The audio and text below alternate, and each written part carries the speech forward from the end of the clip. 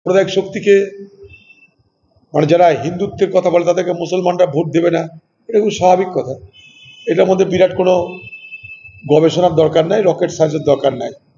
আমরা যদি বলি যে ভাই মুসলমানকে আমরা দ্বিতীয় শ্রেণীর নাগরিক করব, তাদেরকে অধিকার দেব না, তাদের ধর্মীয় অধিকার কেড়ে নেব, তাদের খাদ্যের অধিকার কেড়ে নেব, তাদের চলার অধিকার কেড়ে নেব, তাদের পরনের অধিকার কেড়ে নেব, তাহলে কোন মুসলমান বিজেপিকে ভোট দিতে যাবে?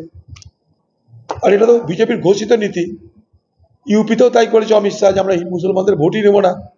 তাই আজকে বিজেপি পার্টিতে যারা জয়ী বিজেপি পার্টির আজকে প্রতিনিধি, একটা মুসলমান দেখাতে পারেন কি? বিজেপি পার্টির যে মন্ত্রিসভা আজকে একটা মুসলমান দেখাতে পারেন কি?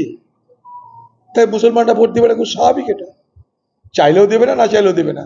তাদের বিশ্বাস অর্জন করার মতন কোনো যোগ্যতা এই দলের নেই, তাই সে পাচ্ছে না।